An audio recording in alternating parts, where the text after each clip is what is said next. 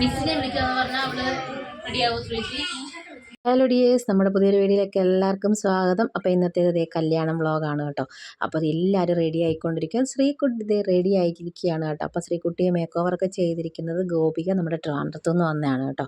അപ്പോൾ ചിഞ്ചുവിൻ്റെ ഫ്രണ്ടാണ്. അപ്പോൾ അവളെ റെഡിയാക്കിയതിനൊക്കെ ശേഷം കുറച്ച് പേര് നമ്മൾ ഗസ്റ്റ് ലുക്കൊക്കെ ചെയ്യാൻ കുറച്ച് ആൾക്കാരുണ്ടായിരുന്നേ. അപ്പോൾ ഓരോരുത്തരെയൊക്കെ ഗോപിക റെഡിയാക്കിക്കൊണ്ടിരിക്കുന്നു. അപ്പോൾ അതേ ശ്രീകുട്ടിയുടെ ലുക്ക് എങ്ങനെയുണ്ട്? അടിപൊളിയായിട്ടില്ലേ? നമ്മുടെ ഈ സാരി ശ്രീകുട്ടി എടുത്തിരിക്കുന്ന ഈ ഫസ്റ്റ് സാരി എന്ന് പറഞ്ഞാൽ നമ്മുടെ ട്രിവാൻഡ്രം ജയലക്ഷ്മി എടുത്തതാണ് കേട്ടോ. പിന്നെ അതിന് ശേഷം ഞാനാണ് ഇരിക്കുന്നത് കേട്ടോ.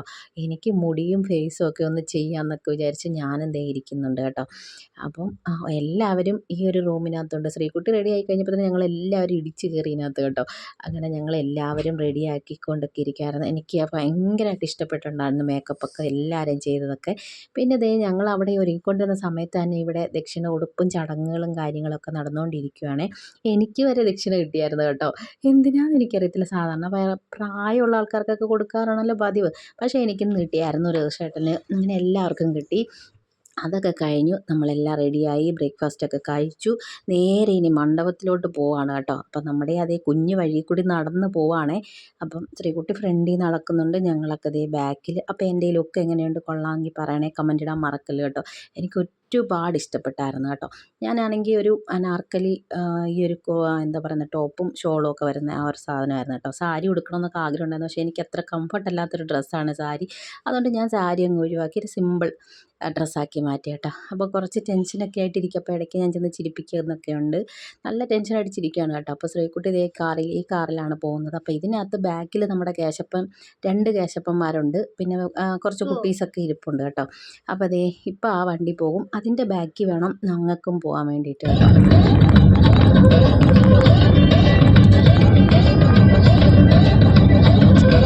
അപ്പം ഞങ്ങളെല്ലാവരും വെച്ചിരിക്കുന്ന മുല്ലപ്പൂവൊക്കെ ഇന്നലെ രാത്രിയിൽ കെട്ടിയതാണ് കേട്ടോ. സാലിമയും അമ്മയും കൂടിയൊക്കെ ചേർന്നിരുന്ന് കെട്ടിയതായിരുന്നേ. ശ്രീകുട്ടിക്കുള്ള മുല്ലപ്പൂ മാത്രമാണ് കെട്ടിയൊക്കെ വാങ്ങിച്ചത്. ബാക്കിയെല്ലാം മൊട്ട് വാങ്ങിച്ചുകൊണ്ട് വന്ന് അമ്മയൊക്കെ ഇരുന്ന് കെട്ടുമായിരുന്നു കേട്ടോ. അപ്പം ഞങ്ങളതേ മണ്ഡപത്തിലൊക്കെ എത്തിയിട്ടുണ്ട്. അപ്പോൾ അവിടെ ഒരു തിരുമേനിയൊക്കെ വന്നിട്ട് എല്ലാം ആ ഒരു മണ്ഡപത്തിലെ കാര്യങ്ങളൊക്കെ എല്ലാം റെഡിയാക്കിയൊക്കെ വച്ചിട്ടുണ്ട്. അപ്പോൾ ഇനി നമ്മളെന്ന് പറഞ്ഞു കഴിഞ്ഞാൽ പയ്യനെയൊക്കെ സ്വീകരിച്ച് കൊണ്ടുപോകാൻ വേണ്ടിയിട്ട് എല്ലാവരും നിൽക്കുകയൊക്കെയാണ് കേട്ടോ.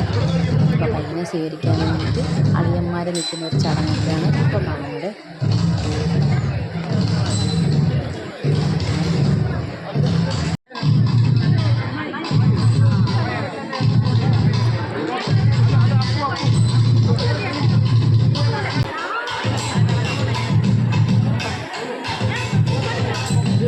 അപ്പോൾ പയ്യനും ഫാമിലി എല്ലാവരും നടന്ന് വരികയാണ്. അപ്പം ഇവിടുന്നാണ് ഇങ്ങനെ സ്വീകരിച്ച് ഇനി അകത്തോട്ട് കൊണ്ടുപോകും കേട്ടോ. സ്വീകരണം എന്ന് പറയുമ്പം അറിയാമല്ലോ, എല്ലാവരും കാലൊക്കെ കഴുകുന്നു, അവിടുന്ന് മാലയിടുന്നു, കുറിയൊക്കെ ഇട്ട് കൊടുക്കുന്നു. അതാണ് ഇവിടെ പ്രധാനമായിട്ട് ചെയ്യുന്ന ഒരു ചടങ്ങെന്ന് പറഞ്ഞാൽ. പിന്നെ വന്നവർക്കൊക്കെ കുറച്ച് പേർക്ക് നാരങ്ങയൊക്കെ കൊടുക്കും. അങ്ങനെയൊക്കെ ഉണ്ട് കേട്ടോ.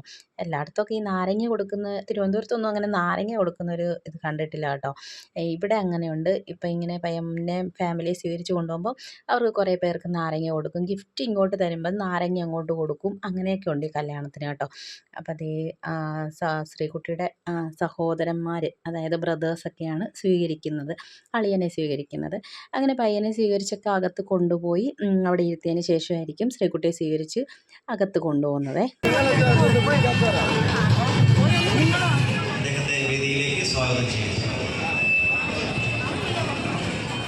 അങ്ങനെ പയ്യനെയൊക്കെ സ്വീകരിച്ച് ഫ്രണ്ടിലൊക്കെ കൊണ്ടിരുത്തിയതിന് ശേഷം ശ്രീകുട്ടിയും സ്വീകരിച്ചു കൊണ്ട് പോകുന്നുണ്ട്. അച്ഛനും അമ്മയും അപ്പുറത്തും ഇപ്പുറത്തും ഒക്കെ നിന്ന്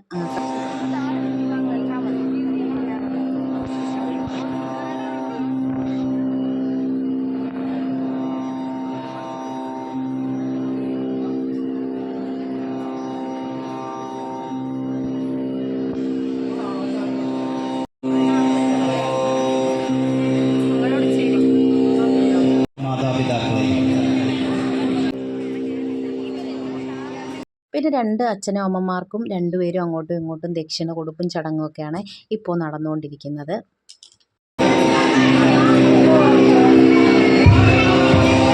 എല്ലാവരും പ്രാർത്ഥനയോടുകൂടി വിഷ്ണു ഗുരുദേവോ മഹേശ്വര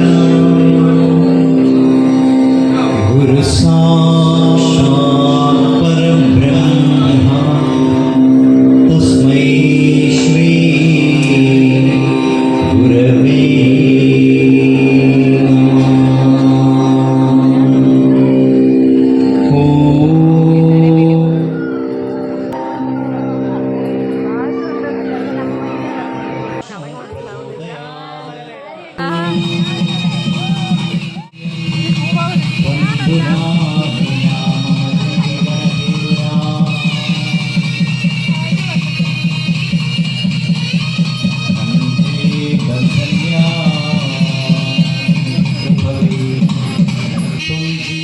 അങ്ങനെ താലികെട്ടൊക്കെ കഴിഞ്ഞ് പിന്നീട് മാലയിടയിലും മോതിരം ഇടയിലും പിന്നെ സിന്ദൂരം ഇടുന്നു, പിന്നെ വിളക്ക് കൊടുക്കുന്നു, അങ്ങനത്തെ ചടങ്ങുകളൊക്കെ അവിടെ നടക്കുന്നുണ്ടായിരുന്നു കേട്ടോ.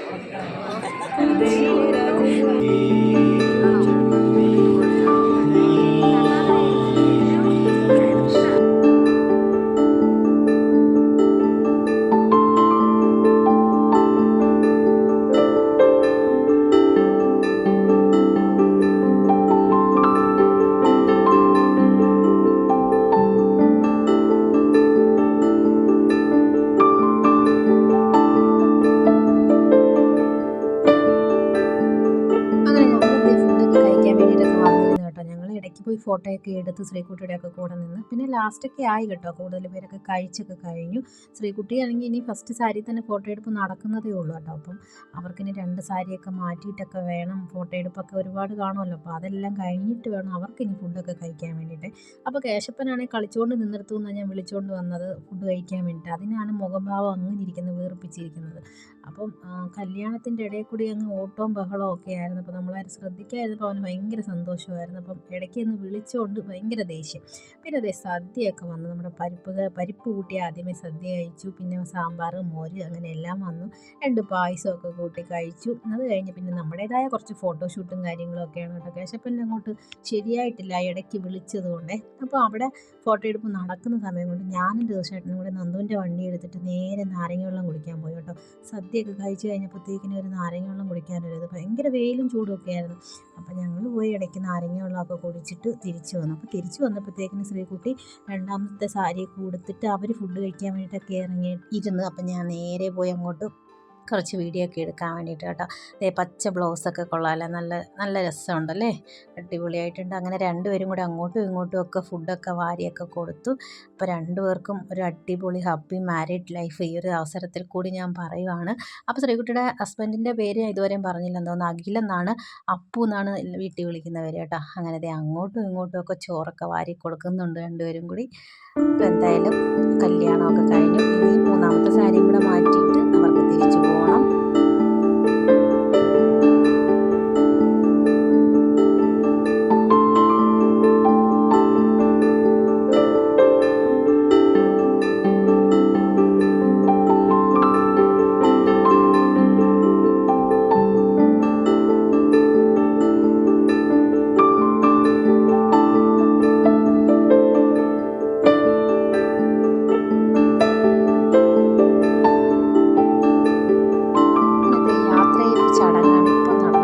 കേട്ടോ. അപ്പോൾ അവർക്ക് പോകാനുള്ള ടൈമൊക്കെ ആയിട്ടുണ്ട്. പലരും അങ്ങോട്ടും ഇങ്ങോട്ടും ഒക്കെ കരയത്തില്ല എന്നൊക്കെ പറഞ്ഞ് നിന്നിട്ട് അവസാനം ഇവിടെ കൂട്ടക്കരച്ചിലൊക്കെ ആയിരുന്നു എന്ന് വേണമെങ്കിൽ പറയാം. ആ ഒരു അവസ്ഥയായിരുന്നു കേട്ടോ.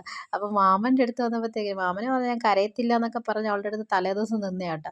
അപ്പോൾ അവൾ വീണ്ടും ചോദിക്കുന്നുണ്ട് കരയും ഇപ്പം കരയും എന്നൊക്കെ പറയുന്നുണ്ട്. പക്ഷേ പിടിച്ച് നിൽക്കുന്നുണ്ട് കേട്ടോ.